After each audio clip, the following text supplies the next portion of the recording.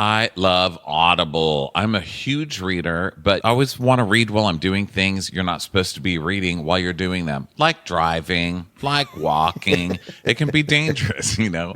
So Yeah. I really love to use Audible. Yeah, Audible is great. I have been really interested in this book Tomorrow and Tomorrow and Tomorrow by Gabrielle Zevin. That's probably going to be my next Audible experience. Audible lets you enjoy all your audio entertainment in one app. You'll always find the best of what you love and something new to discover. Try Audible free for 30 days. Visit audible.com/crappins or text crappins to 500-500. That's audible.com/crappins or text crappins to 500-500. Watch what crappens, watch what crappens. Who cares what happens when there's so much that crappens? Crappens, crappens, crappens. Watch what crappens, watch what crappens. Who cares what happens when there's so much that crappens? Watch what crappens, watch what crappens. Who cares what happens when there's so much that crappens? Hello and welcome to Watch What Crappins, a podcast about all that crap on Bravo that we just love to talk about. I'm Ben Mandelker. Joining me today is the one and only Ronnie Karam. Hi, Ronnie. How's it going? Well, hello, Banoons. How are you feeling today, my little COVID man? You know, I'm enduring a pretty vicious sore throat right now, but I'm hoping to get some Paxlovid. I have to get my official positive diagnosis. Fingers crossed it'll happen during the recap. I took a PCR test yesterday, so we're gonna see. This will be very exciting for our podcast today. So I'm hoping this sore throat is vicious, almost as vicious as the words that are slung around on the Real Housewives of Salt Lake City season premiere, season 4 that we watched. How are you doing? Well, I hope that Paxlovid is as healing as a new season of Salt Lake City is to my soul. Truly. I'm doing great. Last night we did Crappy Hour, which was technically a fucking disaster. Okay, Yep. because this is Watch What Crappens, and that's how we roll. We're trying all these new things, like testing different things, and so we were doing all these tests while we tried did to get it. But fancy. we sure laughed. We sure had a really good time with you guys. So thank you for always being so patient with us and so supportive. I mean, what a fun time. We talked about Carla and Lindsay's breakup, so hopefully we'll have that up. We do have some decent audio from it at least, so Yeah. hopefully I'll be able to edit that up into an episode, like a little half-hour extra for the week. But otherwise, today I had to take my car in to get serviced, and they give you a loaner car, which is very exciting to me because, Yeah. I love to drive a new kind of car. Like, I don't care. I love to go test drive. Yeah. I'll go to every place and test drive and see if they can talk me into it. So that's like my thing. So I got this loaner car. It smells like Matlock in there. I Wow. literally smell like the whatever old man that car has been marinating in. I smell like. I think he died in the car. I think he died of choking on Old Spice in the car. Oh, no. And then evaporated into the seats, and then I sat on it, and now I smell like that. Now so you've that's taken how on I'm his coming soul. into the day. You take it on his essence. You're like a horror movie. Yeah, well, it probably smells like that in this room too because I'm stinky, and so I have my window open. So if there's a little fountain outside, so if people are hearing a little shh in the background, that's the little water fountain outside. So just Come pretend on, it's dude. The whole audience is like, why do I have to pee right now? Why do I have to pee? just pretend, just use it to relax yourself. So anyway, yeah. So we did do Crappy Hour last night, which was still a lot of fun despite various technical issues, and we are also on video at this moment. You can catch our videos by going to patreon.com/watchforcrappens, and those are available there at the Crappens on Demand level. They eventually do wind up on YouTube, but they always start off on Patreon. And that's basically it. So let's dive into this season premiere, which I absolutely loved. To me, this was like, I enjoyed last season. There are a lot of people that did not. I enjoyed last season of Salt Lake City, but to me, this premiere picked up spiritually and like tonally where season 2 left off. This was, to me, such a great season premiere. It was so campy. It was so ridiculous. It was so over the top, and like, I was laughing out loud so many times during this episode. It is truly, like you said, it was exactly what I needed. It was so funny. And there couldn't really be anything gayer, right, than being a huge Housewives fan. I was traveling home. I was traveling from Palm Springs to Los Angeles to go see Beyonce, which, I mean, those are two pretty gay things, Yes. right? Like going to Palm Springs, then traveling on the Flixbus is pretty gay, to LA to see Beyonce. It's like the gayest pilgrimage. And I was taking notes on that whole bus ride over of this show, literally LOLing. I had the gayest time watching this shit. I was cracking up. The fact that they put Bible verses in it. I mean, I think we should just start at the beginning because there's so much going on. I don't even know that we need to encapsulate it. No, we with, don't. like, I just a had little to mini give review. I just had to say I'm so excited. I'm so deeply excited by it. So it opens up. We see some really But isn't that nice? Isn't it like being in a marriage where you're like, oh my God, I can still get a boner occasionally? It is. Well, And because that's not to say like I become a hater of the Housewives or anything. I still obviously love doing what we do. We sit here and crack up every day, you know. But there are times where, especially with the fandom, I look at comments of show, you know, even right now, like with us, we've got Yeah. Atlanta, we've got New York, two things we're I was about to bitching say. about highly.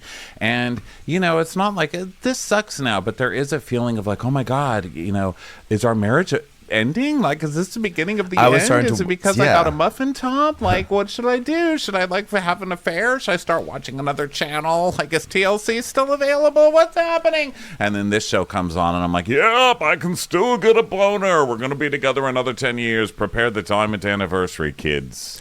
Yeah, I was feeling that way too. By the way, for some reason, my skin is super orange on the camera today. I don't know why. I look like someone who, I look like sort of like a season 2 cast member of Summer House who was just like attacked by Priv.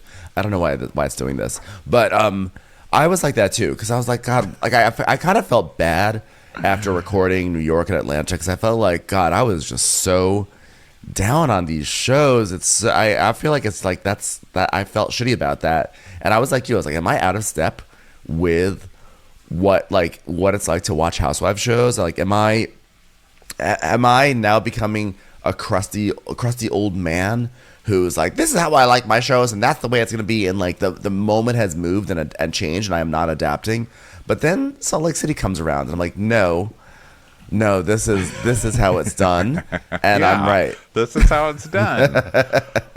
Period. This is it. Period. Yeah, Dot. this is how it's supposed to be done. Period. Dot. Yes. They got it right. They you got know? it so right. So we start with like some stormy weather, and then all of a sudden we see that we're in Bermuda, and it's May 10th, 2023, and there's a camera on the floor, and it's like they're not really shooting or something, but we see like someone's feet. You know, it's like cameras are sort of like literally down at the moment. But It's a guy in Bermuda shorts. In like Bermuda. the camera's on the ground, and we see a guy in Bermuda shorts because they're like, oh, don't worry, Housewives, the cameras are down, they're on the ground. Surely we're not recording you, which still on these shows, nobody has learned that they're still recording you. At all times. You know what I mean? And so we also get the CSI typing on the screen, which I love when they use that effect because Yeah. this show does it all the time with like, Bermuda. May 2023. Well, because this show has earned the right to use CSI typing because they literally had a raid by Homeland Security happen on their cameras once. So now they're like, we get to use it for the rest of our lives because you never know when that's going to happen again. And it's also the community theater of Housewives, so they will use any free trick in the back Or fonts. Okay, so yes, and they'll use a free. That's what I'm saying. Like the Final Cut title generator. It's like literally like the CSI straight from the Final Cut, which I love. You They're know, like, or well, the iMovie or whatever. These titles are native to Final Cut, so I think we should use them. This could be like Star Wipes. The checkerboard transition. Yeah. So yeah, the camera's on the ground, and we hear Heather Gay's black eye saying, "Hey, did you find out? Are you kidding me right now? Shut the fuck up!" I'm like trembling. I cannot believe it's her. How could she do this to us? And then the producers, of course, they're listening in, so they go barging in with the cameras. They act like they are saving someone from a heart attack. They go barge into that room, and Heather's like, "You guys, no, seriously, no." And then we hear her voice go, "How did we fall for it? I don't know who to trust anymore. More." I'm freaking out. And then we get the dramatic Trixie Monoclackle Choir coming in, and they're doing like really dramatic This was CSI music. Like, I don't know how to explain This- it, but it's like he hoo hoo hoo hoo hoo ha ha hoo hoo hoo he hoo hoo ha ha he hoo hoo. I was like, Jesus Christ, that choir! Give the this choir, like, because let me tell you something. This show has the most dramatic music. Like, there is no other Real Housewives theme song that is as like campy and over the top as the Salt Lake City one. Because you look at like, I mean, Orange County has the horror movie, which now has the most sick remix. Like, I literally every single time, it's like fun and light, and then other ones are sort of like jazzy. But this one's like,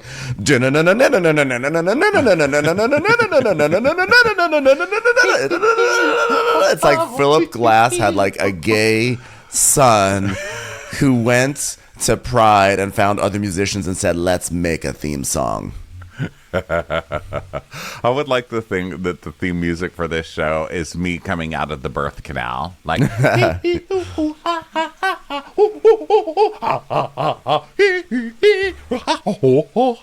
I'm just like, really, this is it? You just see me like, I can't believe she could do this to us. Sing whatever lines are in this. I can't believe it was her that whole time. I don't know who to trust. So then we have this amazing, ridiculous intro thing where it's like crosswalking. And so you have Whitney walking across the street, all like fully glammed up, and she's walking across the street slowly, and we just hear her voice saying, "It is not an enemy that taunts me. And she walks across slowly, but then as she crosses the street, an SUV... Hold on, it's like super slow motion. I just have to set this. Whitney, slow motion, full Marilyn Monroe in front of a temple and a bus. And then it just like slows. As they pass the camera, it slows. She's wearing pink fur, terrible plastic extensions. I mean, these are terrible. These are worse than like nativity scene Jesus cradle hay. Like, these are bad. And sunglasses. And then it says on the screen, Psalm 55. So that's a Bible verse. It is not an enemy that taunts me. Instead, it is you. And then Heather passes her in the crosswalk. And as they pass each other, it goes slow-mo again. And Heather's in a limo, and she's looking out the window at Whitney like, ew, Whitney's using Psalms.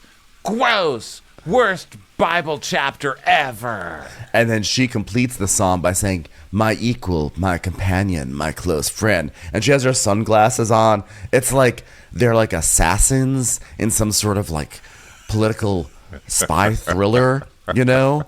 So then we go, but then you're like, oh my God. I'm like, this is already amazing. I'm already like, I was watching this on an airplane and I was already like losing my mind. And then I was dying, and the violins are going crazy. They're going crazy. And they're walking on like a very standard city street. But there's like literal buses. It's like there's flyers. And so then we cut to even better. We cut to Angie K, who has graduated to full-time status. And she is walking this enormous poodle.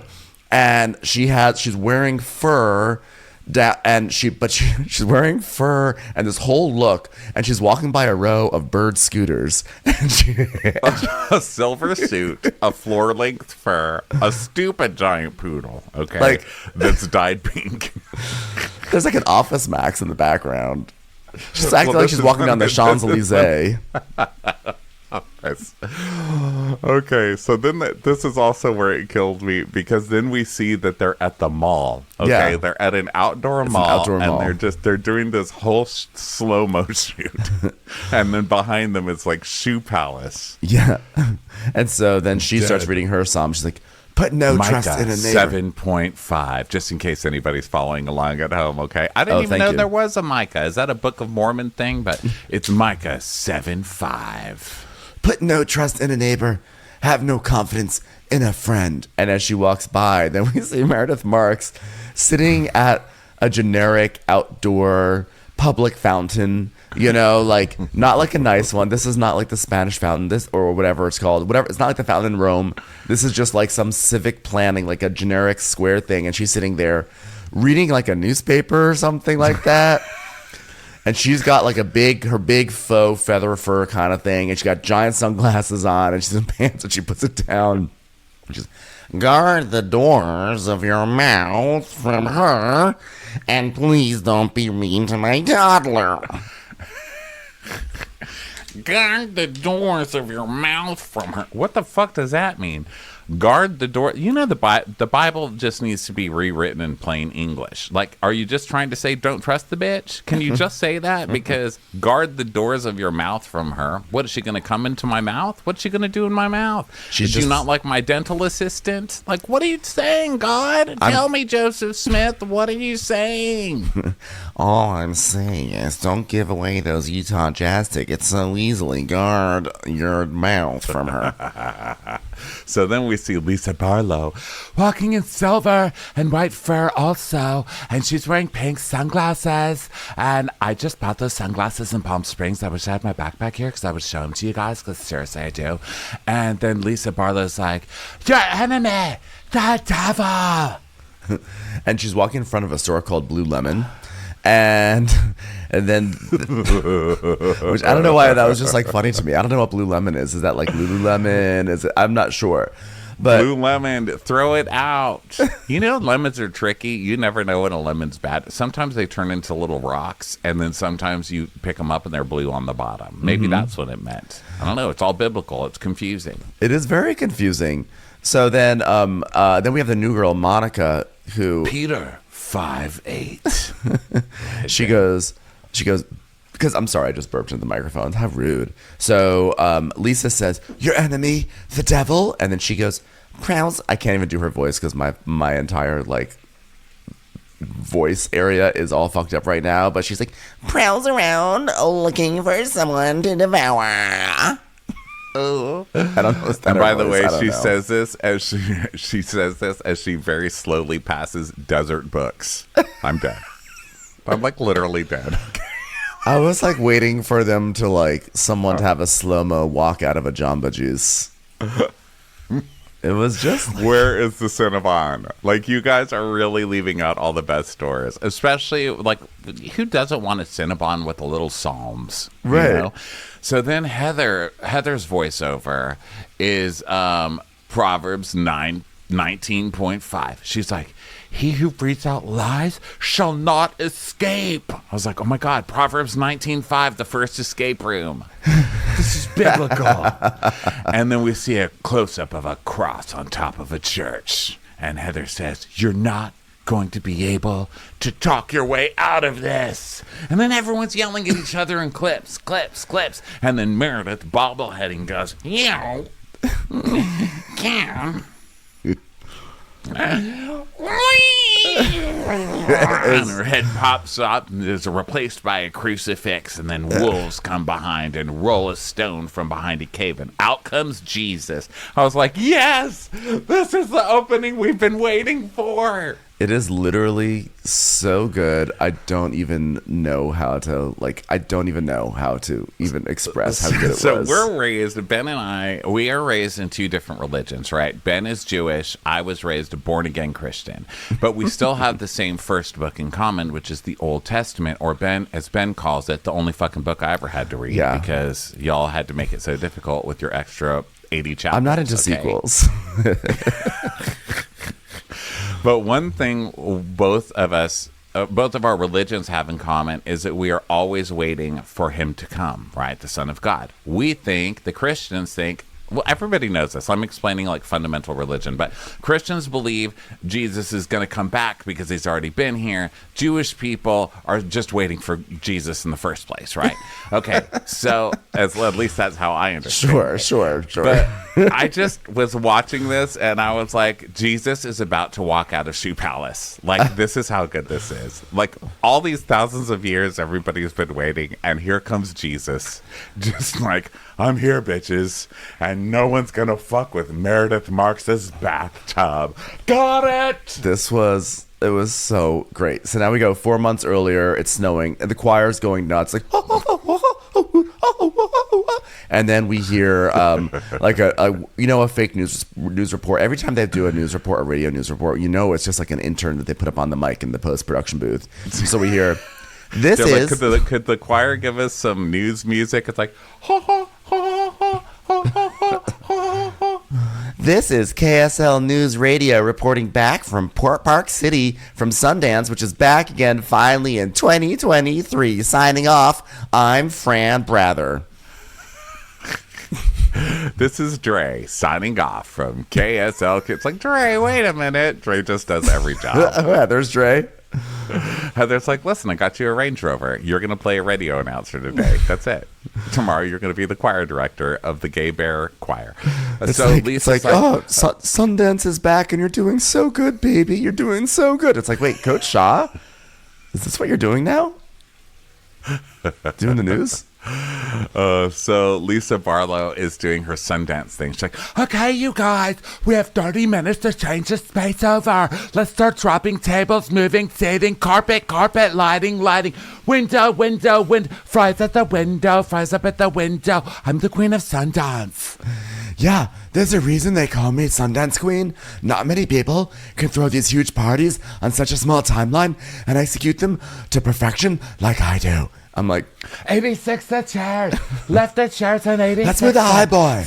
Move the high boy. 78 the air conditioner. And 36 the J-Lo. I just wanted to say J-Lo, Queen of Sundance. Yeah, we got a lot of high boys. 86 the chairs and give me more high boys. Commercials. Here comes one right now. I want you to picture Steve Jobs tinkering with a computer in his garage, Walt Disney drawing cartoons for his high school newspaper. Every big moment starts with a big dream, but what happens when that dream turns out to be an even bigger failure? Each week on Wondery's new podcast, The Big Flop, host Misha Brown is joined by different comedians to chronicle some of the biggest failures and blunders in pop culture history. Each episode will have you thinking, why in the world did this get made? From box office flops like Cats the movie, to Action Park, New Jersey's infamous theme park that had countless injuries, many lawsuits, and rides so wild it became known as Class Action Park. Or Quibi, that short-form video platform with an even shorter lifespan. It's a story of a spectacular failure with lots of surprises along the way. Enjoy The Big Flop on the Wondery app or wherever you get your podcasts. You can listen to The Big Flop early and ad-free on Wondery Plus. Get started with your free trial at Wondery.com/plus. Hey listeners, you need to know that Wondery's shocking true crime podcast Over My Dead Body is back for a 4th season, Gone Hunting. This newest season covers the story of Mike Williams. It was Mike's 6th wedding anniversary when he set off on a hunting trip into the gator-infested swamps of North Florida. He figured he'd be back in time to take his wife Denise out to celebrate, but he never came back. Friends and loved ones feared he met his fate through bad luck and a group of hungry alligators, leaving his young family behind. Except that's not what happened at all. And after 17 years, a kidnapping, and the uncovering of a secret love triangle, the truth would finally be revealed. Enjoy Over My Dead Body, Gone Hunting on the Wondery app or wherever you get your podcasts. You can binge all episodes of Over My Dead Body early and ad-free on Wondery Plus. Get started with your free trial at Wondery.com/plus. So she's like, I've been doing Sundance for 14 years. And house lighting down, house lighting down. I was like, are you calling it house lighting at a Wingstop? I don't think we call it house lighting here. I think that's just called the lights. Yeah, she's like, okay, well, now that I've really spiffed up this Subway sandwich shop, I'm going to go and get into a car with John. So she gets in the car with John. She's like, oh my gosh, today's been insane. Last night, it was like nice to get in by 2, but like honestly, this morning, I thought I had an easy morning, but literally, there's like so much going on. Oh, and by the way, Henry has a birthday party next Saturday. Oh, and I think I heard this thing with like me and, it's hard with this thing with me and Sundance because I just feel like horrible. I feel like I'm like missing my kids. Oh, hold on, I got a text. Oh my God, I got a Groupon. Oh, you know what's hard is that in Sundance, you can't always have time to use your Groupons. And oh, I got something from Living Social. It's still around. Oh, something from Henry. He's in the hospital. Oh, another Groupon. Wow. And poor John is just sitting there like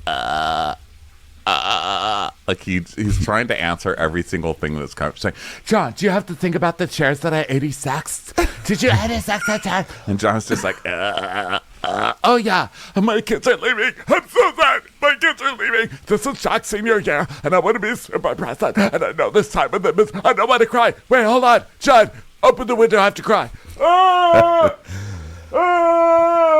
Hold Okay, on. I got an it email. I got an email. Oh, wait a second. It's spam. It's spam. So John's like, well, listen, we'll always have him, but he's ready to fly the coop. Yeah, but with him just telling us 3 weeks ago that he decided to go on a mission instead of college, and now I'm like, I'm not going to see him for like 2 years. Oh, hold on 1 second. I got a text message. Okay. All right. It's great. It's an offer. It's an offer. 2 for 1 at Wendy's tomorrow. It's an offer, John. About a month ago, Jack and I got into it at home because I wanted to see 2 essays for schools that he was applying to, and he sits down next to me, and then he just starts, hold on, can someone open a window? Okay, I got it out. He told me that he wants to go on a mission. He said, Mom, I'm going on a mission. And I said, instead of Taco Bell? And he said, no, Mom, not Mission Tortillas. A mission. A mission is devoting 2 years of your life to serving others and finding Diet Coke in all different communities of the world and teaching people about Jesus Christ and Taco Bell. So Jack's giving up 2 years of his life to help everyone but himself. Oh, okay. First of all, I love that Lisa Barlow is sobbing that her child actually wants to go serve the religion that she's raised him in. Mm-hmm. Like, Lisa joined that religion for contacts to sell tequila to. She's like, who has an untapped market? Mormons don't drink. Let's bring tequila to the Mormons. Like, that was her brilliant idea to go in. Sell booze to people who don't drink booze. It's actually quite brilliant. It's like Lisa Barlow starring in Snowfall in Utah, bringing crack to the streets. Okay. So I support that. But then she actually has to put her children through the Mormon rigmarole. And now her kid is actually wanting to go on mission. But he doesn't really want to go on mission because he cares about religion either. That kid's a douchebag. Do you remember last year when he's like, I want to get a fucking White Lotus car? What are those cars called that are like $1 million? A Lotus, yeah? Oh, I've heard of a White Lotus car. When you honk its horn, it goes, ah! It's like, damn it, get off my ass. When you turn on the turn signal, it goes, these gays are trying to kill me. So, remember, he's like, I don't want to go to school. I'm like a zillionaire already because I'm fresh wolf. So now he just thinks he's going to go get ass all over wherever they do their missions. Which, listen, according to porn, happens. Listen, as long as there's a supercuts, I'm down for his mission. We have to stop normalizing teenage boy puffy bangs. Okay, so it's still going. It's never going to end. It's never going to end. So Lisa's like, when he told us, I was crying because I haven't been involved in the process, and like I'm dealing with the emotion, and like I had no idea, and he's been prepping for a year, and it makes me think like, maybe he does need more time with me, or like maybe he just wants less. And like, oh, hold on 1 second. I got an email. Okay. Ooh, 2 for 1 at Macy's. John, there's a sale at Macy's. So funny. Her tears just immediately drop. Oh my God. That's pretty funny. So then we go to John's like, because the scene keeps going, because John's like, he's like, well, Lisa, I keep reminding you, where were you when you were 17? In college, in New York City, at the Limelight. And she's like, yeah, you weren't hanging out with your parents. You were begging for your parents to hang out with you. And she goes, yeah, but the hardest part is that, like, Jack hid this from us. And, like, I'm like, why didn't you tell us? And he literally said, because you and Dad are different from me. And I'm like, I've been raising you to love God and Christ your whole life. Like, how are we different? And he's like, I'm just not like you and Dad. And it hurts. It hurts. It hurts so much. How does, like, hold on 1 second. Oh my God, Diet Coke 6-packs on sale at ShopRite, $35 for 200 of them. John, we're going to ShopRite. I love that this kid is playing holier than thou with them and guilting them. He's like, you guys are sinners. You just don't understand. You little fuck. Listen here, you little fuck, okay? You don't want to go to college because your parents just handed you a business that you didn't earn at too young of an age. Fudge college, honestly. We all remember Fudge college, honestly. This is just your get out of going to college card. We all know it. You have no plans to go to college. You're going to sit there and suck up that fresh wolf money, and now you're going to try and guilt your parents because they're godless.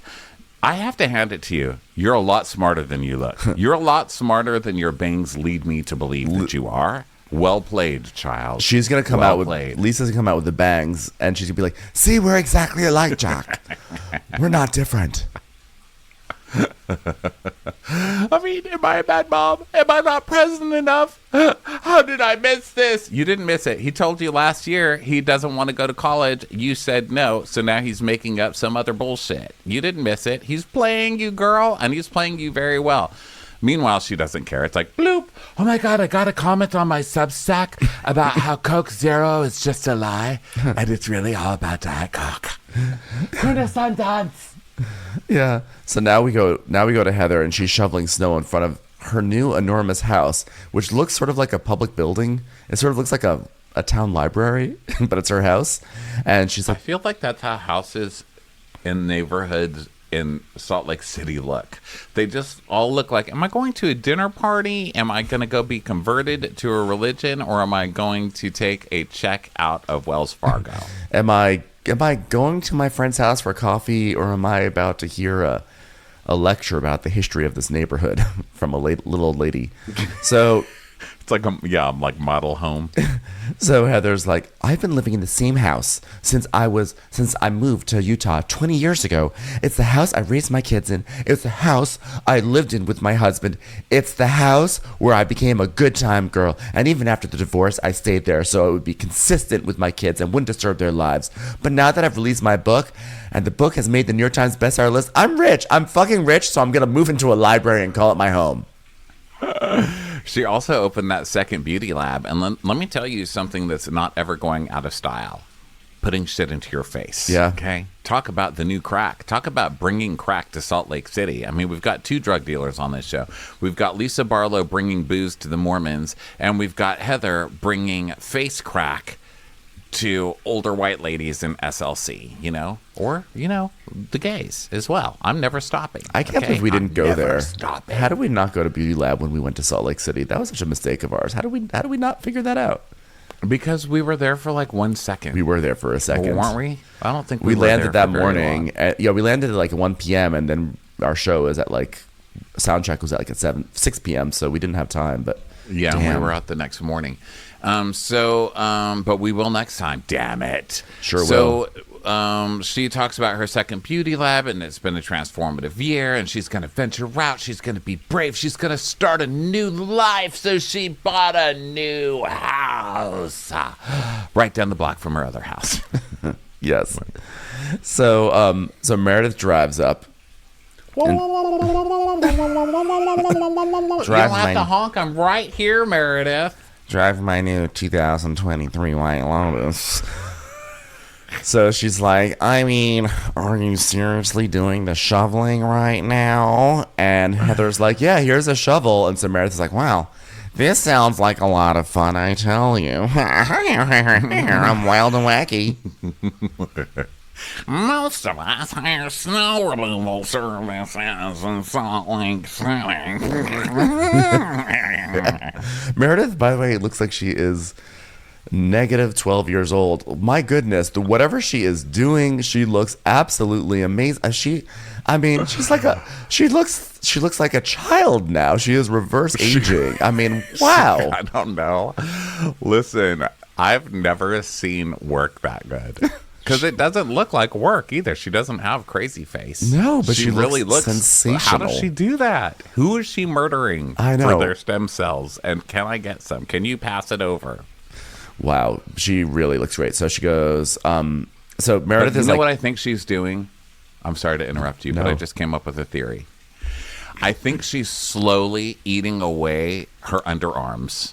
I think she's like laying in bed, and I think she like reaches for her underarm skin, and she just takes like small bites out of it, and then that whatever that flesh is regenerates, because her face is always gorgeous, and we've never seen her arms. Like, I think, That's how long true. is this? This is 4 seasons, and we've never seen her arms. She's always in big, giant feathers.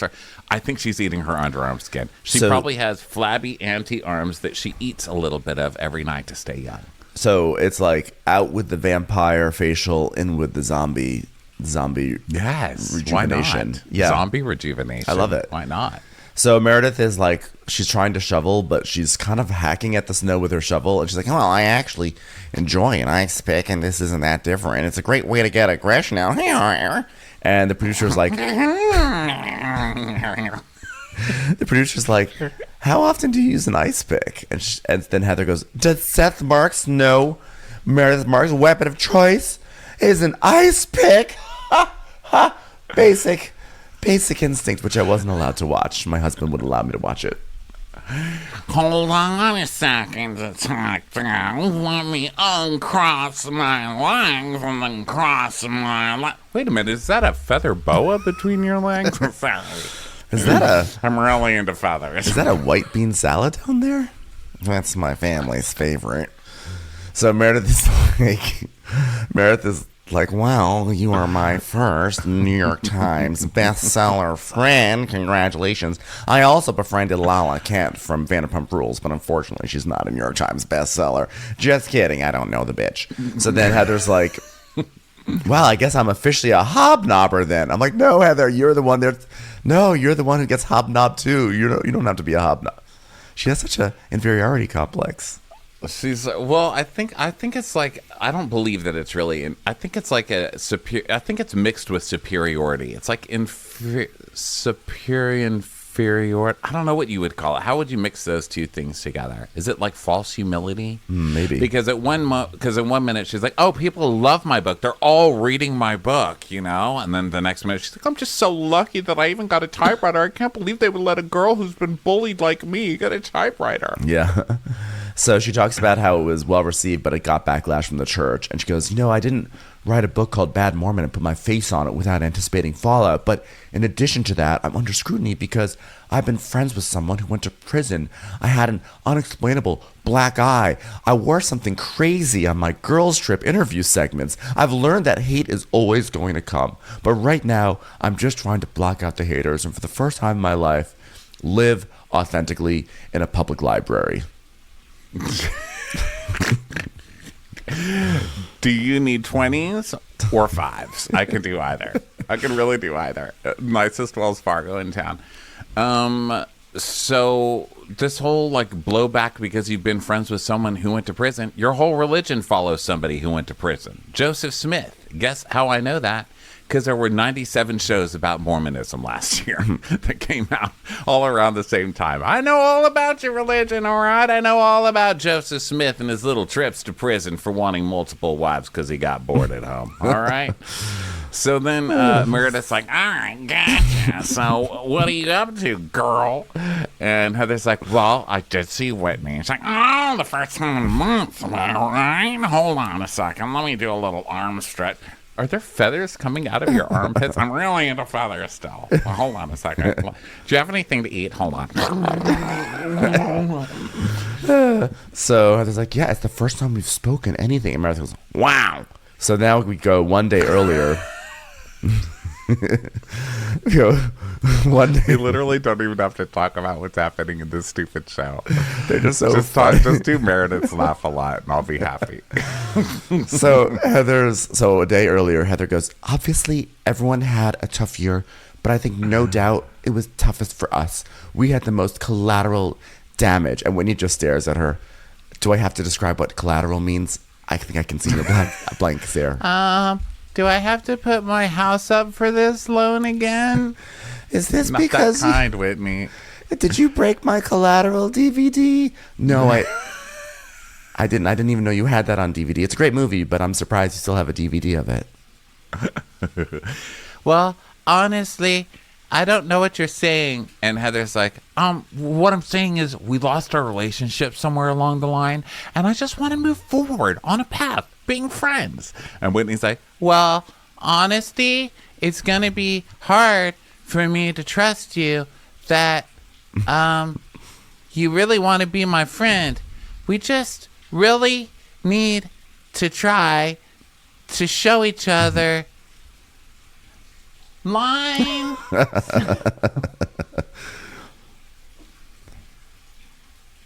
No one's here to give me line.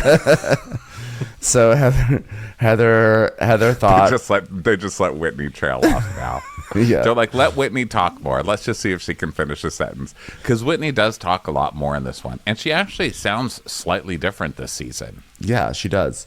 So, so Heather thought it was like Heather felt like it went more positively than she thought it would, and now she wants to have an event with everyone so they can see everyone face to face and have a spirit of friendship and fresh start and like mimosas. And Meredith's like, well, mimosas are positive.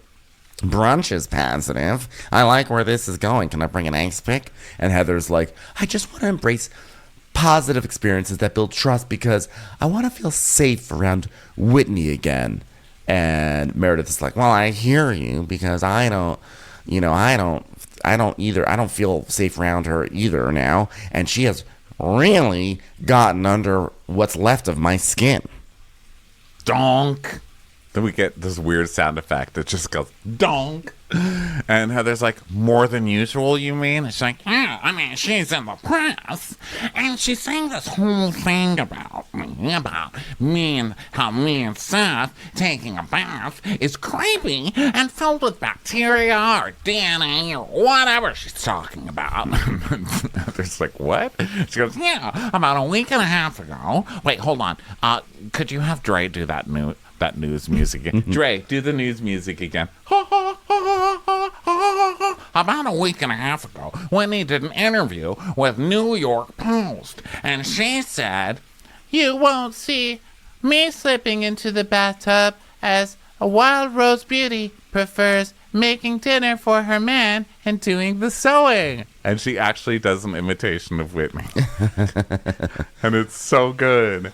And she's like, and then she says, it creeps me out to get in the bubble bath with someone else. Like, to me, a bath is for me. Citing an article she once read about how much DNA is in a bathtub. Can you believe it? Let the record show.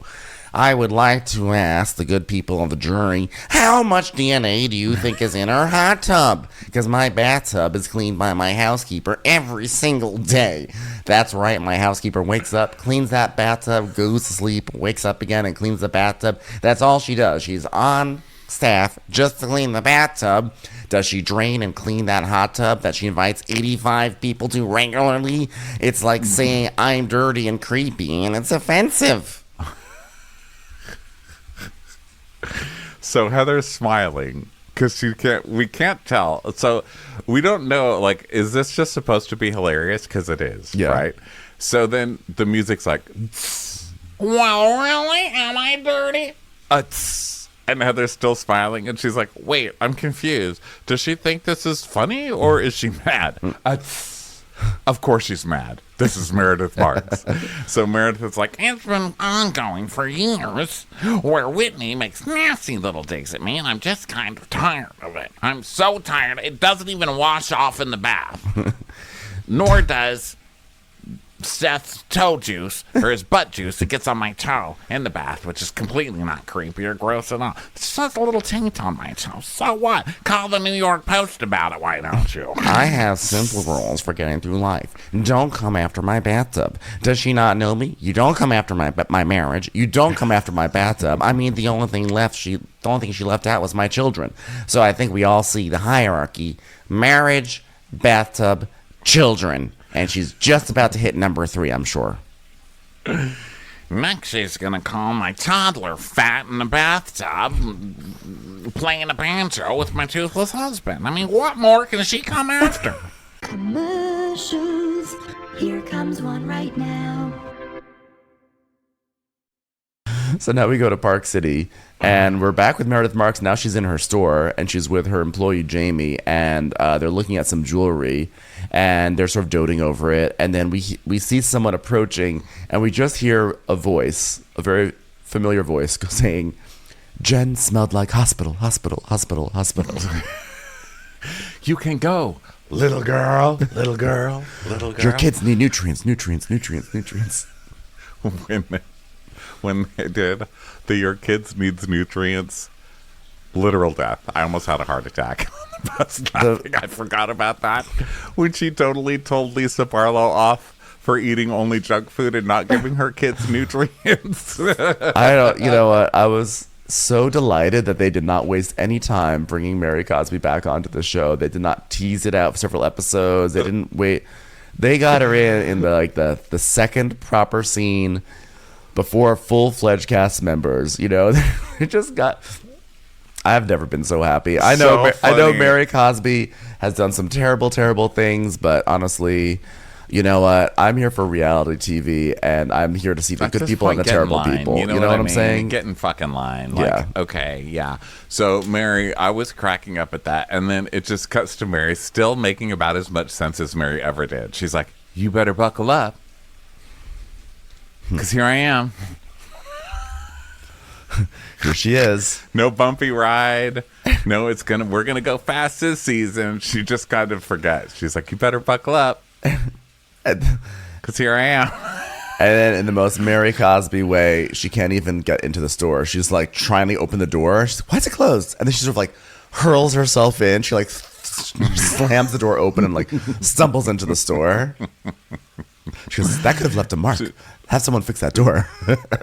Oh, well, what did you walk up a hill or something? What is going on with you, Mary Cosby? She says, well, it felt like a hill. All the work I had to put in to that door, that was a lot of work that I just put into the door to open it. It's like, oh, you know what it was? It was altitude, it was the door, it was the incline. Grr. What's the bathtub chasing you? Bathtubs are evil right now. I don't know if you've heard the news. Stray. Well, over the past year, I've been in touch with Mary, and it was important to me that she understood that I am there for her in a way that Whitney Rose is not there for my bathtub. And Mary's like, yeah, I pretty much cut everyone else off, except for Meredith, but I'll just put it this way. The distance was good. Yeah. Lunch. So now we go to lunch. So Mary's just like babbling because every time Meredith tries to talk, Mary will start talking, but then Mary doesn't ever stop. Yeah. So you're like, so how's it been? Well, you know, and then I went to a bookstore and that was really neat because it was, oh, so your son's doing well. You know, books are great. You know what I love? Milkshakes. Milkshakes are always good, except vanilla. Don't like vanilla milkshake. Oh, really? So how's your husband? Forks? I've never really understood forks. Like, who decided that they need 5 little pointy things on them? Why don't they need 4 little pointy things? And your cousin maid, she's doing well. Yeah, you know, and like soup. Why wouldn't they just make it solid? Like who? That's wants so funny. Like, so how's your church?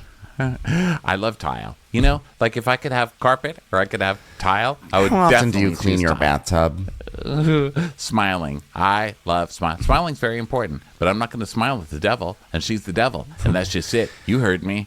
Do you use ice picks? So, you know, Robert Sr.'s doing. Mary's eating with an ice pick. She's just like putting her salad in her. So, you know, Mary's getting the update on everyone, and she says that Robert Sr.'s doing good, and Robert Jr.'s doing good, and she says, yeah, so Robert Jr. has a girlfriend, and everyone's telling me that it's his wife, but we have to figure that one out. Like, you don't know. Well, don't you live with him? The producer says, haven't you asked him? And she goes, I haven't had a chance. And they say, but don't you live in the same house? And Murray just shrugs. She's like, buckle up. Well, so they order, and then she tells us that Robert Sr. just got back from Vegas. She's like, he was there for 6 months. Yeah. Quite a time. It was good. Yeah. And then she's like, how's your family doing? And Mary's like, well, family's very, very busy. Brooks is on his ABCs, which is exciting. And Chloe's just learning how to put, you know, the stack of the rings that get bigger and bigger. She's learning how to put the big ones on the bottom and the little ones on the top. It's exciting. And we're all good. It's like, you know, but on the friend front, things have been very interesting. Oh, psst. That was the sound effect. So, Meredith, so how are you feeling about Jen then? How are you feeling about the whole Jen thing? She's like, oh, well, listen, I think, look, all right, there's nothing to say about it anymore. She says she's guilty and she's going to serve her time, and now everyone can start moving forward and stop leaving comments at Meredith Marks. You stood for a criminal who robbed my grandma. That's just the healing process, and that's just how it goes. It's a scab that you should cover up before you go into a bathtub, which is very sanitary, and everybody knows it. And then it goes to Meredith in one of her new interview looks, which is her in like a blazer, but it's a blazer made of fur. And she's like, well, I have not spoken to Jennifer Shaw since she went to prison. And the producer's like, well, have you tried contacting her? And she's like, I mean, she's in prison. Like, what do you want me to do? And she's literally never going to be seen from in society ever again. I mean, where is she, in Siberia or something? I don't know. Like, I'm like, they do have phone calls. You can't send letters to people in prison. I don't. How does one write letters? I'm not sure how to do this. I'm so busy cleaning my bathtub. As a lawyer, I have no idea what happens when people go to prison. I mean, I did look it up, and there was something about a conjugal visit, but I would have had to show my arms, and I said, no, thank you. Well, it's like, if you look at the stars up in the sky, and you say, well, the universe is out there, but what holds the universe? What is containing the universe? It's like, that's jail. What? I mean, how do you even talk to it? How do you speak to someone in jail? It's like you can't even conceive of it. They're gone. So Mary's like, well, I believe in karma. Yeah, you get what you deserve. That's also justice. I mean, karma, I guess karma is justice. It's like spiritual justice, but this is like literal justice, And Mary's like, well, I'm interested to see what it's like with Jen gone, because she was the big elephant in the room. And now that she's gone, phew, there's peanuts left on the table. People aren't just this room smells eating like the circus peanuts smell. with their nose. It's just nice. No one's trying to fly away with their ears. It's great. So that'll be fun. I'm not going to go to any parties where people are just like sitting a giant butt on like a tiny little fez hat and then getting peanuts thrown at their face because people are clapping and thinking they're so great. No more elephants in this room. Meredith goes, hey, so I noticed that you're not eating. Do you not like your salad? And Mary goes, it's spicy. I don't do spicy. Whenever I do spicy, it comes out spicy the other end. Ouch, ouch, ouch, ouch. And then we look, and it's like a spinach and hazelnut salad. It's like no spice on it. It's like a very generic sad salad. It doesn't sound pleasant at all, does it? So now one of my favorite moments of the entire episode is we cut to a place called the Cliff Dining Pub, and Angie K, she has such an extra look. She is approaching this restaurant, this big ass parking lot. Like, I'm surprised it doesn't share like space with like a Best Buy. And she shows up and she has these enormous red sunglasses, an oversized coat. She has this giant pink pussy bow, like this entire like look. And she's walking into a strip mall. And I looked up where I was so amused by how like this look compared to where she was. I was like, I have to see where the hell this restaurant is. And I looked it up. This restaurant, the Cliff Dining Pub, is in a strip mall. It's next to a place called Cactus and Tropicals Garden Center, and it's across the street from a Walmart, and a Walmart neighborhood market. And she's walking in like she's going to a movie premiere.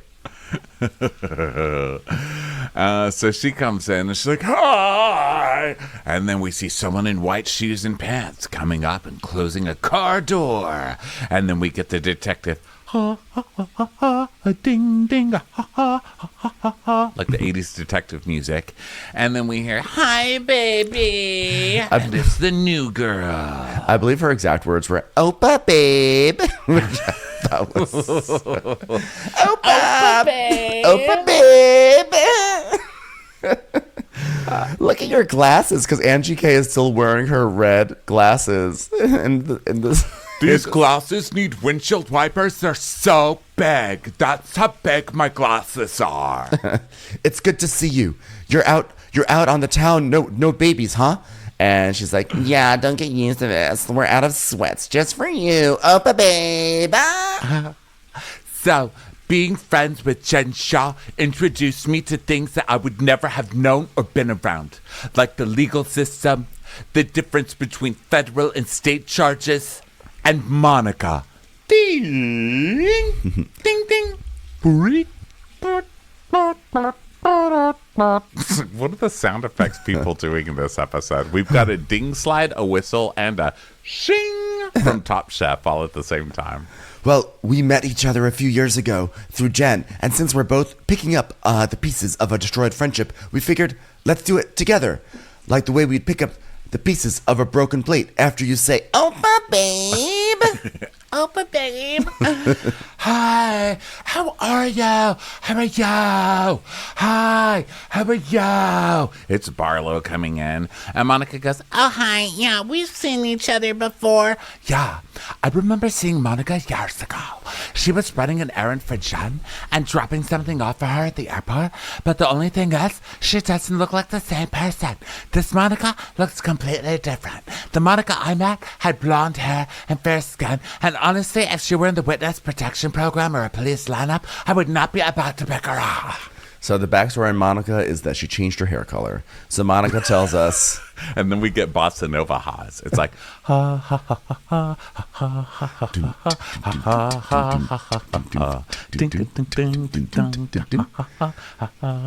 ha. So Monica says, so yeah, like Jen had fired her assistant and I stepped in to help her. And like one night, like Jen asked me, do you want to be rich? Do you want to make $600,000 a year? Like all you have to do is put this and this and this and this in your name. And I remember being like so weirded out. Like, wait, what? It was like bizarre. And I have a friend in the Secret Service, so I called him up and I said, have you seen Red, White, and Royal Blue? Is that actually possible that any of this stuff could happen? And he said no. And then I said, okay, and also this Jen Shaw stuff, what should I do about it? And he said, get the fuck away from Jen Shaw. She's going to prison. And she was arrested 2 months later. And like, this is how I became a witness with the federal government in her trial. Great. So you're telling me that the Real Housewives of Salt Lake City production ass went out and hired a witness in the Jen I trial? fell out of my chair and it just They got to hired- commercial. I was like, wow. They hired a federal witness in the Jen Shaw trial that used to be one of her interns and made her dress up in a Barbie princess pink satin poof dress for her confession. Oh my God. That is a Party City confessional dress. That was, yeah. I almost had a heart attack watching this. Well played, show. So well played. funny. So Angie's putting her bag on a chair next to Monica because it's bad luck to put it on the floor.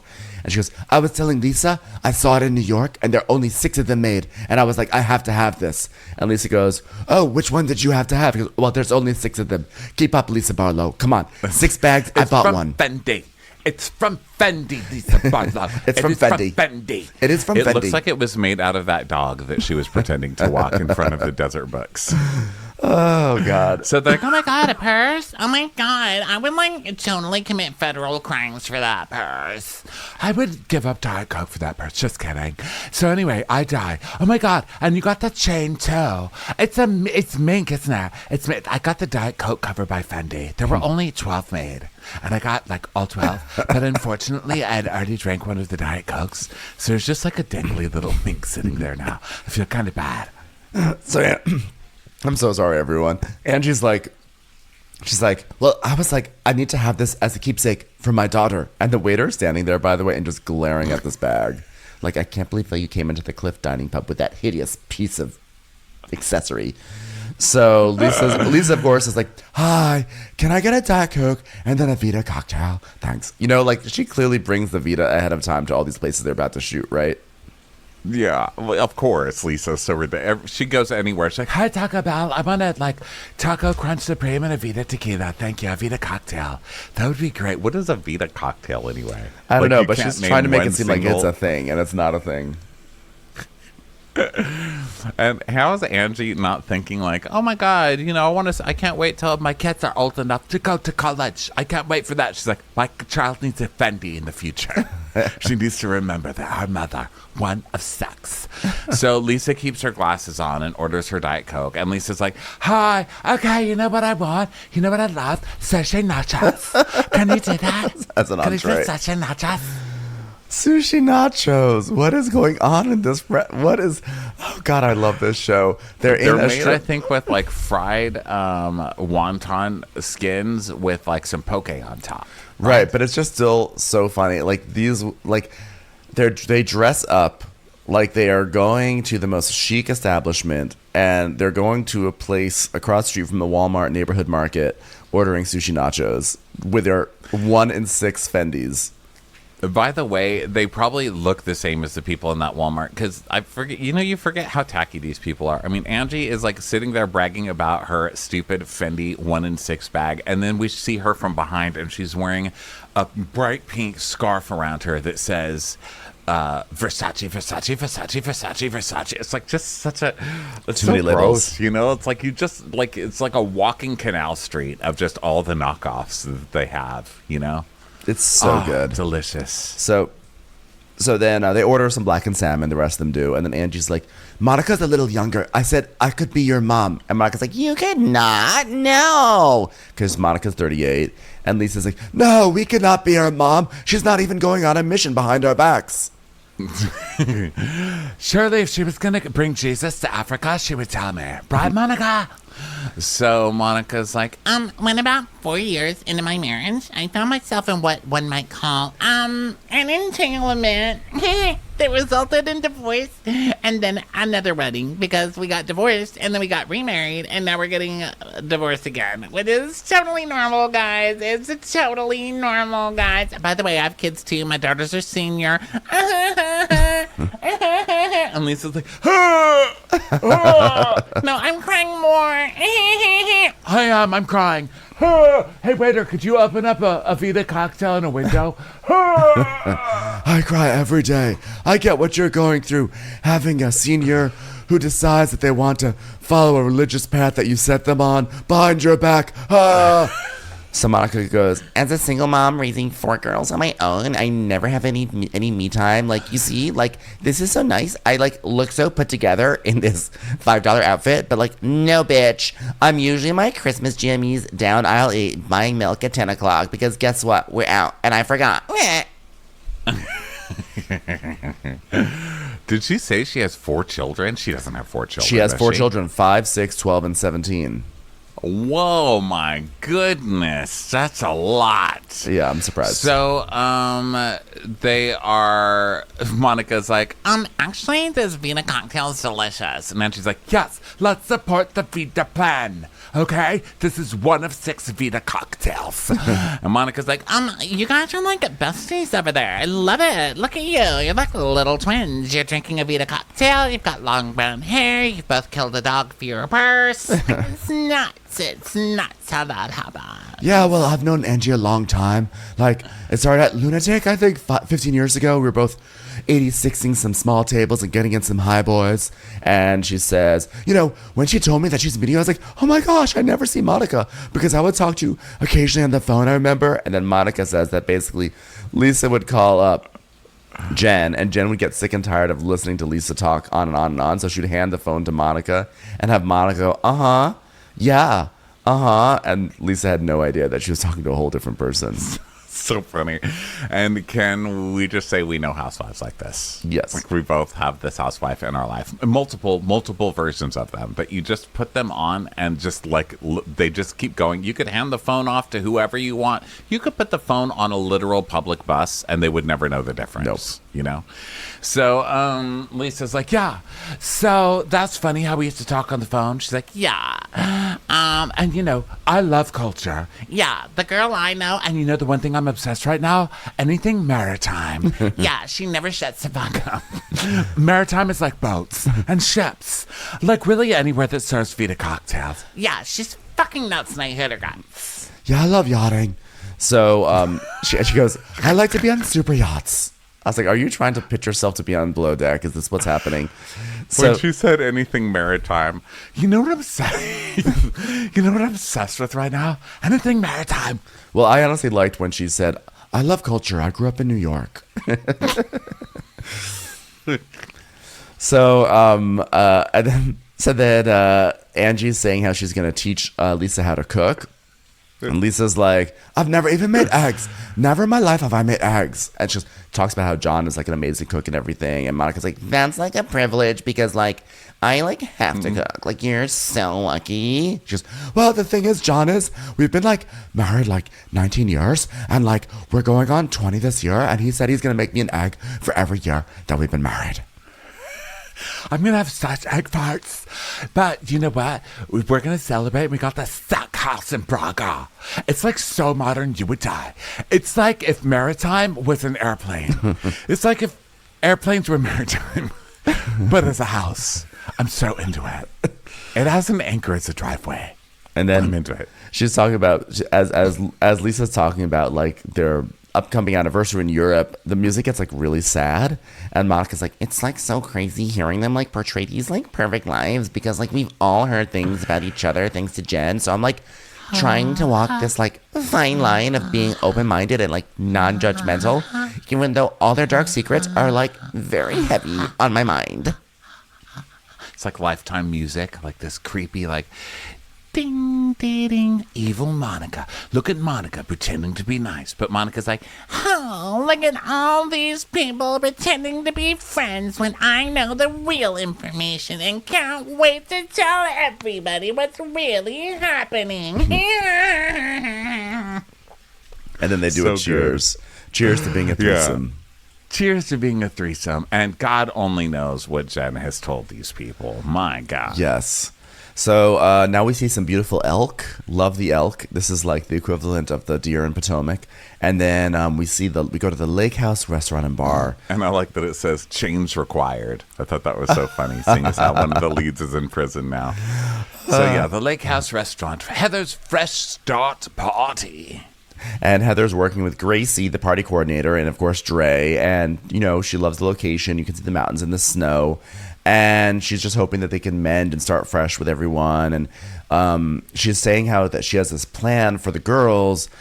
She's like, it'll be a fun plan with like a little bit of aggression. We can get our aggression out, etc. And Dre's like, oh, well, nothing says fresh starts like an activity filled with aggression.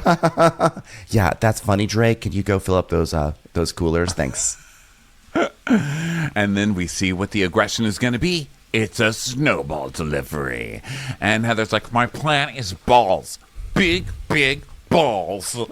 And so that's, people start arriving. They're going to throw snowballs at each other. Yep. So then we see another Mary, some crazy-faced blonde lady. Mary H. Looks crazy-faced like a blonde drag queen. lady. And she does. She also looks like she's out of the Barbie movie. She's wearing like a bright silver puffer ski thing with pink rainbows Like a cow on it. hat. And I wrote, the only thing crazier than this jumpsuit is her face. Like, it's all crazy. It's all made by the same Barbie puffer company. I'm not Yeah. sure what's happening, but I think we're gonna like her. This lady was wild. So then Mary shows up. Meredith shows up with Mary, and Whitney's like, oh my God, Mary Cosby in the line flesh. In the skin.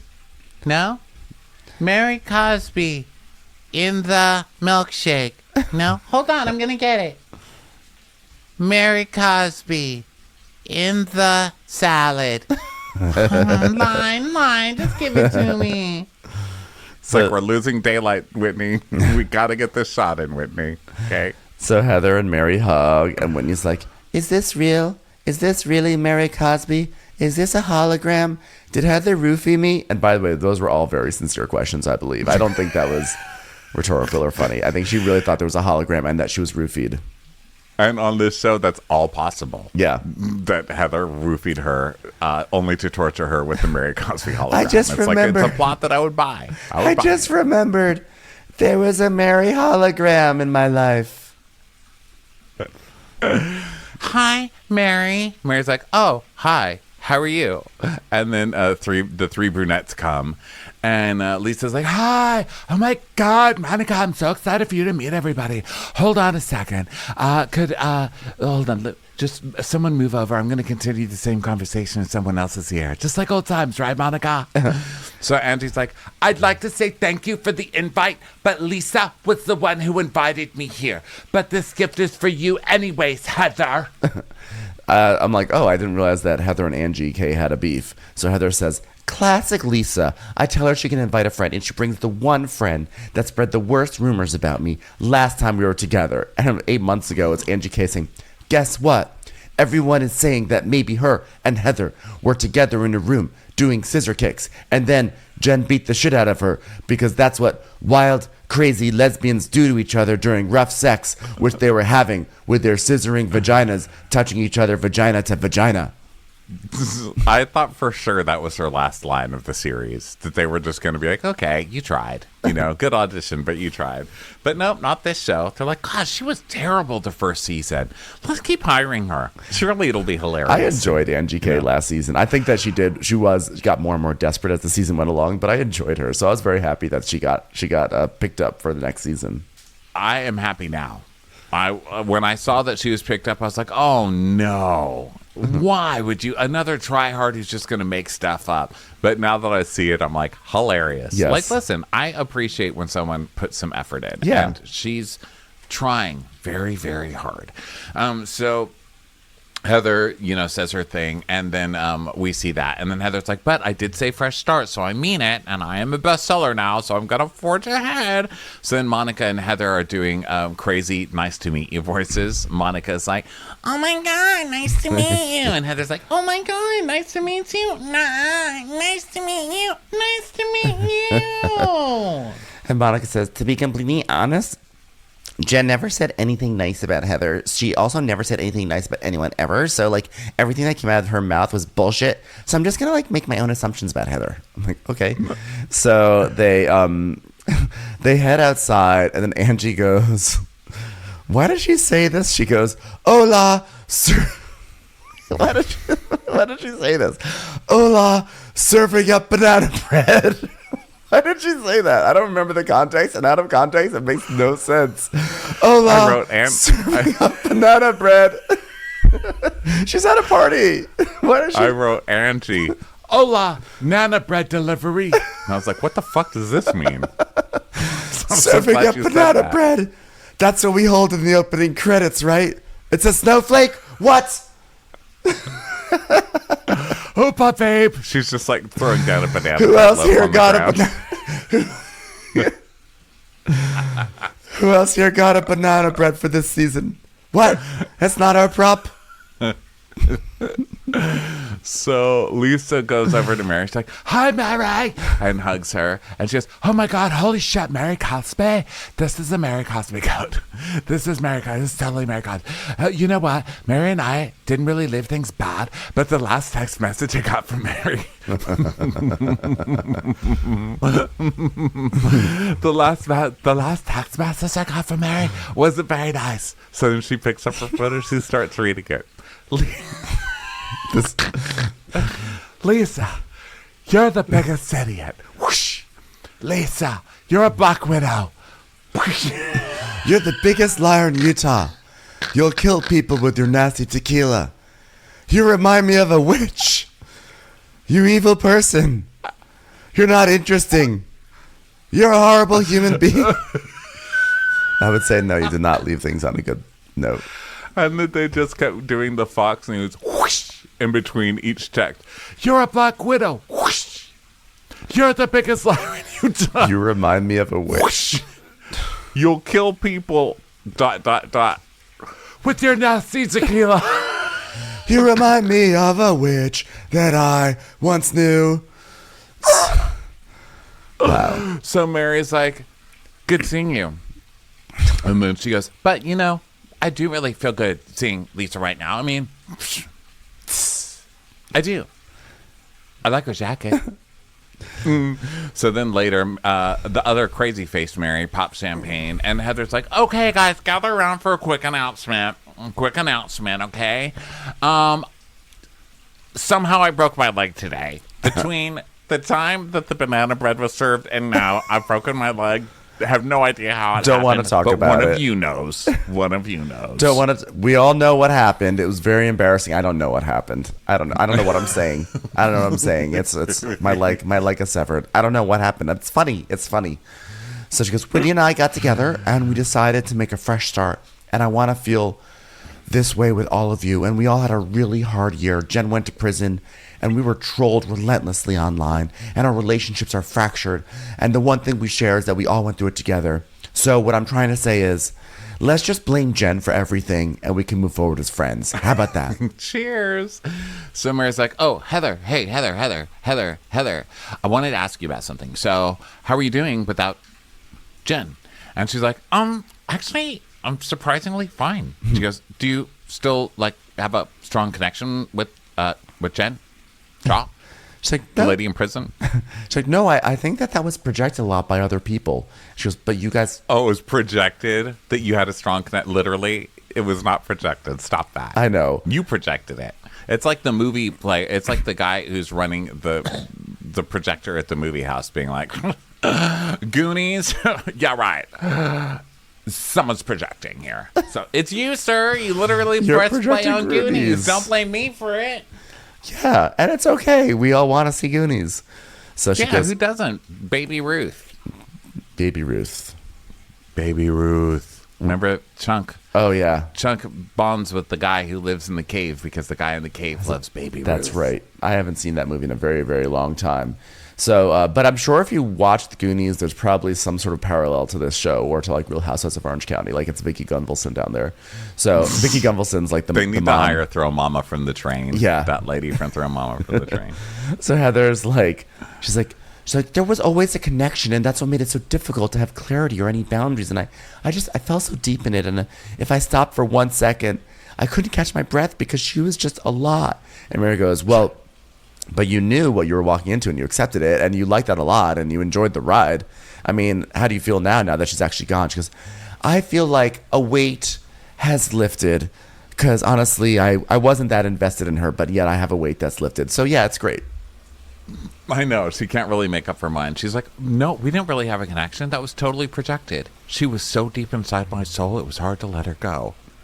And then once I put down the gin syringe and untied the rubber band from my arm, like it totally didn't bother me at all. God, I miss her. Where is she? Where is she? So get it together over there. Someone needs to hit Heather in the head with a snowball. She's fritzing out. Yeah, she basically says that like she just felt like she couldn't be honest with Jen because of everything that Jen had going on, and the stakes were so high with what Jen was going on with Jen that she didn't feel like it was proper to talk about their friendship or boundaries or whatever. And now that Jen is in prison, she's like, I feel like I can shut the door on it and move on. And I love they're all acting like Jen is literally dead. Like she's never gonna come back. When she's probably gonna be out in like 2 years. Let's be honest. Dude, they hardly gave her any time. I mean, they were making everybody think, oh my God, Jen's going to prison for 20 years at the minimum. And then the judge was like, shame on you for what you've done to old people. You better go to prison for 2 months. You bad girl. You bad girl. I think what her term So is what'd she like get? 6 or She ended 7 up getting, years. I think 6 or 7 years. But she'll be out early, I'm sure. Yeah, she'll be out. She will be back on this show. And Yep. those of you thinking Bravo would never, of course they would, and they are going to. They and already we have. will still be here. They already have Real Housewives of New Jersey. So, Oh yeah, but Jen's way worse. I mean, Teresa just signed some documents as did it, and like, what the little frauds this is. Jen literally.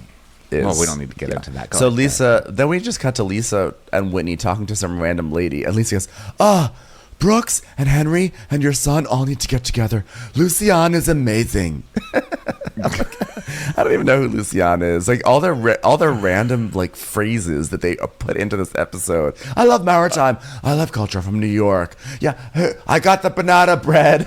It's like surrealism.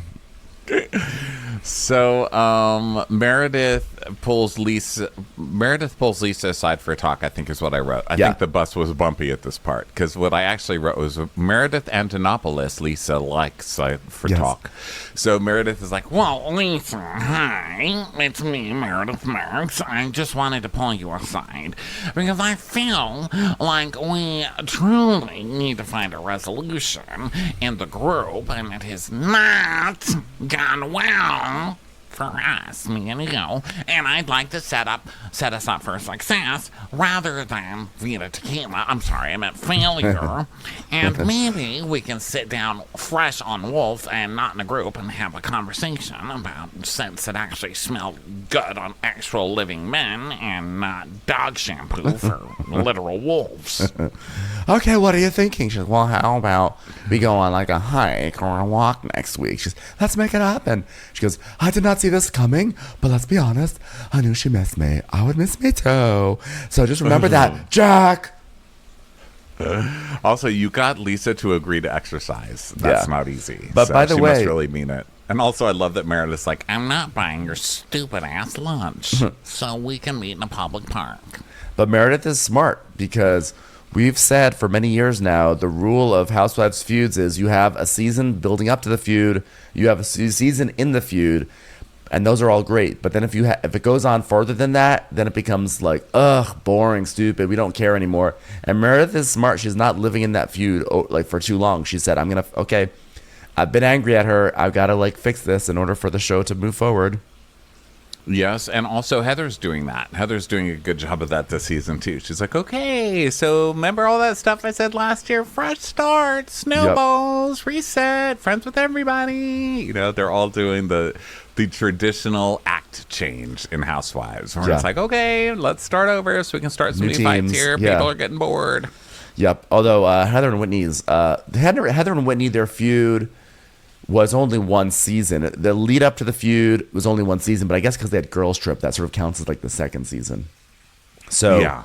Heather is now and wasn't that trip just like getting stuck on, wasn't that season kind of like getting stuck on a really bad overseas trip with people Yes. you don't necessarily like? It was like, oh my God, can I just go home at some point? know. So it's been a long had some season fun with points, those two. but also it was a little rough. I enjoyed it. Like, I enjoyed covering it, but like thinking back on it, I'm like, wow, that was not a fun trip. No. So Heather is setting up s'mores, and Lisa's like, the two things I can't stand more than anything are burnt things. Burnt toast sketches me out. So another insight into Lisa Barlow's personality. Which is why she only goes to places where things are microwaved. Yes. Like, talk about. Heather is like, oh no, Lisa doesn't like burnt things. Get it away. Haha, hurry friends, Lisa. Isn't this hilarious how we're all such good friends right now? Wasn't this reset fun? And Whitney goes, okay, wait. Who here has read the book? And they're like, oh, the Book of Mormon? Sure, Joseph Smith. What an author. He was like the Danielle Steele of his time. No, the book that Heather wrote. And everyone was just quiet. Like, wow, crickets. And Angie goes, well, if I read books, I fall asleep sitting up. And I can't do that because I've got banana bread baking in the oven at all times. So it's only one of 6 banana breads that has ever been left in that oven. I shaped this banana bread to look like a Fendi purse, one of 6. So I'm walking my dog inside this banana bread purse. I've named my 2 dogs Banana and Bread. Banana and bread should hang out with Luciano. It's gonna happen. I love Luciano. A desert books just passes behind them slowly. So the producer's like, did you read Heather's book, Whitney? And she goes, yeah. No. I can't even make it through an ingredients list of Whitney Rose Moisturizer. So Lisa is like, Heather, am I in the book? And Heather goes, well, I'll just say that you're who I want to be sitting next to at a dinner party. There's nothing small town about Lisa. She's big city energy. Yeah, because I was raised in New York and I love culture. Yeah. Do you talk about how in big cities we don't go up to subway windows and just lift our shirts and go, want to have a good time? I'm a girl. A good time girls do? And Heather tells us, yeah, I'm not really surprised that no one's read it. Not really readers. So then Whitney comes over to Meredith and Heather, and Heather's like, you can stand with me, but this is the bartender side. I mean, you're welcome to bartend if you want to with me. And Whitney's like, but we bartend together. We're cousins. And she's like, we were buzzing cousins. And Whitney says, it's because of all the substances they did, but it's legal now, or something like that. They were just sort of joking. And Heather goes, yeah, oh, yes, the like, substances. Yeah. When did Special K become legal? Ha, ha, ha, ha. And when he goes, I would die. I would have a heart attack if I were on Special K. That's why I don't allow Justin to buy it for breakfast. Whitney, there's 2 different ones. I've snorted Fruity Pebbles, but only because it was our anniversary. I would never do Special K. What am I, stupid? So, well, Justin has a brother who died when he snorted the raisins. What's this, the one with the raisins? The This show's Raisin making me Bran? delirious. Okay, so Whitney's Grape like, I would have nuts. a heart attack. and Meredith's like, Well, you like to insinuate that I do special Well, K, that's- don't you? Isn't that fun for you? Well, that's Oh, funny that you can joke insinuation about nation. Special K, but the truth is that you said I was on Special K and don't think I forgot it. And I was like, and then what? we see a clip of the reunion. Andy's saying, okay, well, you guys said Meredith had a pill problem. And Lisa's like, No, John had said that when we were in the Zions, that she was on something with Heather, like ketamine or something like that. and Meredith is like, well, we cut back, and Meredith is like, well, I did find out that you were the root of that rumor. So, But that's irrelevant. I was like, I had totally forgotten about that ketamine thing. It was so offhanded, amongst so many other things. And Meredith is bringing it back. And when he's like, I did not start a Special K rumor. I just went to the grocery store. Is that so wrong? What is Meredith even talking about right now? Out of nowhere, I'm being accused of being the one who started the rumor of Meredith doing ketamine. The first time I heard that was in New York, and Lisa said it right before she tried to walk across the stage, but then fell into that really cold pool of water that was for some reason in the middle of the reunion stage. wasn't that the reunion where they had like the water in between? They had like a moat. I in think between so. them. So Meredith's like, well, what I do know is that you have had a lot to say to the press about me, and you love to talk about me. and when he's like, Wait, pause. And if it was one instant and it ended there, then that would be one thing. and then they start playing like chill salsa music while Meredith is just going off on Whitney. It's like, It's like, how dare you, Whitney Wells? Yeah, and Heather just scoots away. She's like, oh my God, I made one joke about ketamine, and now we've descended into the underworld of Special K. And Whitney goes, you know I'll own it if I say it, and I've never said that you've done ketamine, which I'm like, I can't believe they're fighting about ketamine.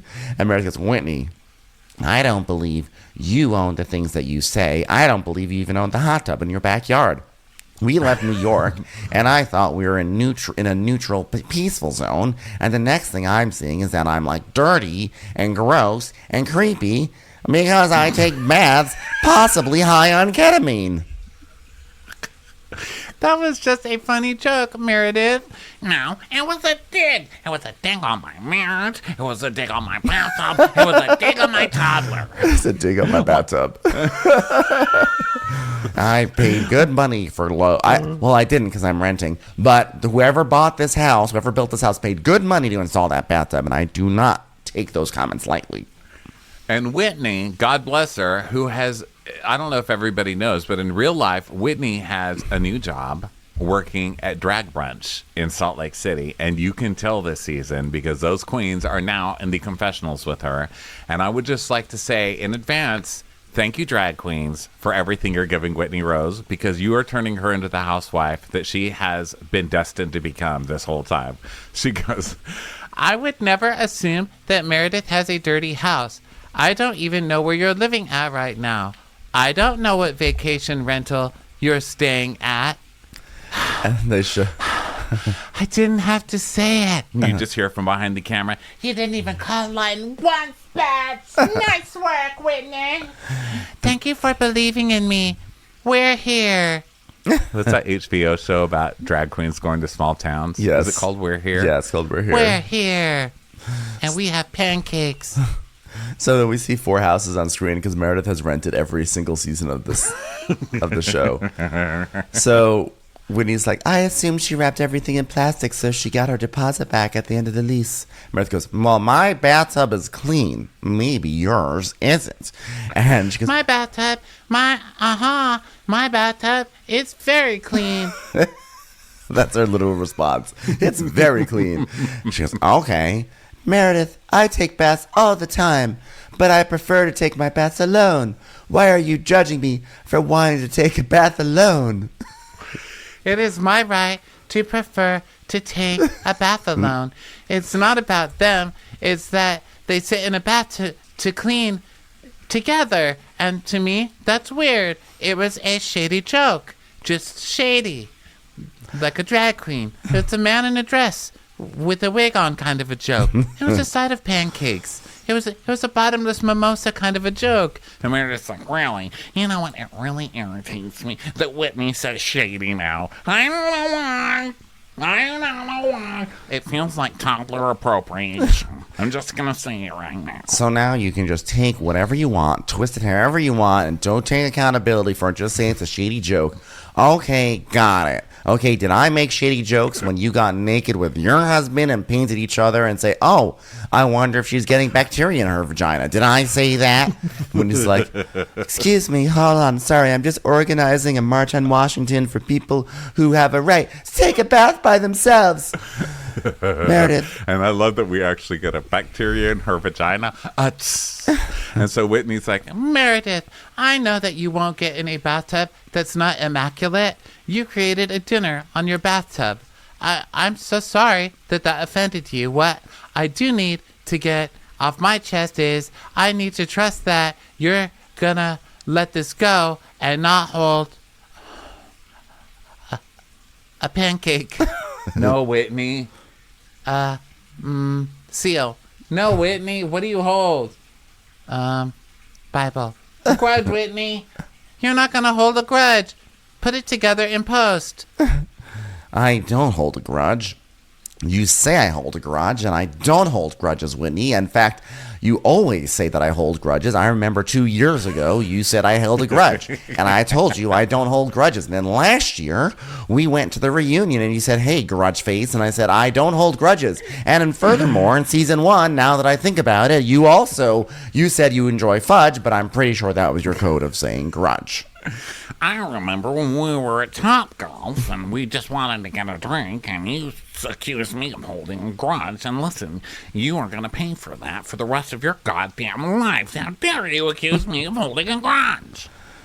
Well, what do we need to promise each other to take a step forward and come back here because we don't want to lose brain cells over this? And well, save your brains. It's hilarious that you think you actually have any in there, Whitney, but That was funny. She just goes, I'll save your brain cells. And we get that. Yeah, because, this is like a stupid conversation. Okay, well, just save the brain cells, Whitney. Just save your brain cells. God forbid you use a brain cell or two, Whitney. Okay, well, I feel weird moving forward because I don't know if I can trust you. Well, I certainly do not trust you. So, what do you want with this conversation? well, I guess What do you want to do? She's like, do you want to have a season-long fight? Well, I guess I'll see how things unfold and decide what I do and do not do. Right now, I'm digesting it all. That's a metaphor if you're trying to find my plate. I don't have a plate in my hands, Whitney. I understand that. I know what you're about to say. But you can't digest without eating food. It was a metaphor, Whitney. I am never going to live down that creepy bathtub. Meredith came to my house and toilet papered me, which is why I'm dressed like a desecrated tree. Look, why is Whitney dressed in a mummy dress? She looks like someone, like a group of kids just came and toilet papered her ass. She's like, She'll be bringing this up 5 years from now. I mean, it's always something. So now it's time for snowballs, and Heather makes a little speech about how this is your last chance to get out all your anger and resentment and all that stuff. Leave it on the field. So they all... And Mary's like, no. Yeah, Mary's inside. And by the way, I totally support her on this. Mary's like, they are not paying me to do this. I'm not doing this. So all the ladies go out in the snow and line up. And Heather's like, This is the fresh powder you have. Take out your resentment or anger. and then there's the guy who's like, when I blow a whistle, you can throw snowballs at whoever you want, whatever you want, no questions asked. Sorry, COVID cough. And then Ben died. Sorry, Ben. Everyone, this is my final recap. Yeah, Ben. This is Ben. This is how I want to go, though. I do want to die talking. If I have about to go on any stupid recap, Housewives. this is the one to go on. Oh my goodness. I want to die in the middle of a Whitney. There could not be, by the way, there could From not a be Meredith. anything more challenging than doing Lisa Barlow voice while you have COVID. I'm just going to say that right now. I am dying. You know what I was hoping would actually help you during this recap? The Meredith Marks and Bobbleshad. I just thought you would shake it out of your Meredith nasal Marks is hard because I got the sore throat. So like Meredith Marks activates the sore throat, and Lisa Barlow activates the COVID chest. Oh God. So these snowballs have I'm gonna let you do the rest of it. Okay. There's nothing left. You just talk about the snowball fight. Now I'm gonna smile. Yeah. So this they're frozen snowballs, and Lisa's like, "What are these? Like from a convenience store? Like what do they have? Coconut on top? I mean, are they pink? That's the only snowballs I like. Get it? Because they're kind of fast food. You know what I'm talking about? Snowballs? Because I only junk food. It's my thing." And then they're pelting each other with ice, basically. And they have like, they have so many people who I want to see friends of that are just making faces like, fuck this lady for inviting me out here to do this. And now they're playing Tim Burton music, playing lightly. And then Lisa Barlow gets hit in the head, and it's on. It's Snowball Mayhem. And the Trixie Monoclackle Choir is playing super dramatic music. And Whitney pelts Lisa and Meredith. And then Whitney's like, We just wiped that grudge away. I feel better already. And then Mary's just watching. She's like, well, looks like they're having fun, I guess. And then Monica's like, yippee-ki-yay, bitch. Opa, babe. And then and then she tackles Angie, and Angie goes, my hair. and others like, it's like Lord of the Flies, which is also a book they probably haven't read because they don't read. And then the music stops, and Angie says again, my hair. My God. Coming this season, fighting while dressed up like pirates. It is I died. literally perfection from beginning to end. I just, this is what I want. This is what I want out of a Real Housewives show. I want ridiculousness. I want campiness. I want delusion. I just, see, and this, by the way, this goes to show, I don't mind a petty fight. We just talked about this the other day. I don't like Meredith and Whitney fighting over a bathtub. That's hilarious to me. But it has to be done in a way where it's just like, oh, like a total, I don't know. It has to, campiness, delusion. I want all those things. Yeah. Whatever they did, highly enjoyable. Really great. Welcome back, you guys. This is also crazy. This is a time in history where we've got 4 housewives. So we've got Atlanta, Salt Lake City, Orange County, and what's the other one? Isn't there another one? New York. What did we just do? New York. Duh. 4 housewives on, plus Miami's still on at the same time. Technically, Bravo yeah. is showing 5 housewives at one time. That's insane. It is really crazy. So, Wow. I hope everybody's watching them all. Everybody, thank you so much for being with us today. This was really fun. We'll be back next week. We did miss Below Deck this week. We needed a day off for Labor Day, just like everybody else. That's what we chose to axe. But it will be back in all of its 2-episode glory next Well, week. I think that next week is going to be, next week is the season finale of Down Under. By the way, the guy's alive. The guy's alive. Thank God. Because in yesterday's recap, I was joking. Like, if he died, like Ben said, we're not even going to know the cliffhanger. Did the guest die? And I said, I don't care if he died. Like, what do I care? I'm not watching the show. I don't know that fucking guy. So what if he died? I was going on. And then, of course, today I was driving in that old Matlock smelly car. And I was like, car. what if, yeah, this could have been that guy's car. And he died and left it to the dealership, Like, terrible karma. Thank God he didn't die. Yeah. So Well, I wouldn't look bad. Yeah. You see, that's the kind of person I am. Bye, everybody. Bye. Oh, it's me to send the ending credits. Bye, everyone. Watch What Crappens would like to thank its premium sponsors. Know Your Worth with Jason Kurth. Ain't no thing like Allison King. Ashley Savoni, she don't take no baloney. She's not just a Sheila, she's a Daniela. Itchels. Aaron McNicholas, she don't miss no trickolas. She's never scary. It's the Green Fairy. Hava Nagila Weber. Jamie, she has no last namey. Sipped some scotch with Jessica Trotch. Kristen the Piston Anderson. She's always supplying, it's Kelly Ryan. Megan Berg, you can't have a burger without the Berg. You're never alone with Lacey Monteleone. Let's give a kisserino to Lisa Lino. There ain't no problem that Sarah Salvia can't solve ya. Roo Roo LaRue. The Bay Area Betches, Betches. And our super premium sponsors, the incredible edible Matthews sisters. Somebody get us 10 cc's of Betsy MD. She's not harsh. She's Jill Hirsch. We're taking the gold with Brenda Silva. Erica, 500 Days of Summers. She's the queen bee. It's Sarah Lemke. We love him madly. It's Kyle Pod Shadley. Don't get salty with Christine Pepper. Let's go on a bender with Lauren Fender. My favorite Murdo, Karen McMurdo. Nobody holds a candle to Jamie Kendall. Give him hell, Miss Noel. Can't have a meal without the Emily Sides. Let's get real with Caitlin O'Neill. We want to hang with Liz Lang. Shannon, out of a cannon, Anthony. Let's take off with Tamla Plain. She ain't no shrinking Violet Kuchar. We love you guys. Hey Prime members, you can listen to Watch What Crappens ad-free on Amazon Music. Download the Amazon Music app today. Or you can listen ad-free with Wondery Plus in Apple Podcasts. Before you go, tell us about yourself by completing a short survey at Wondery.com.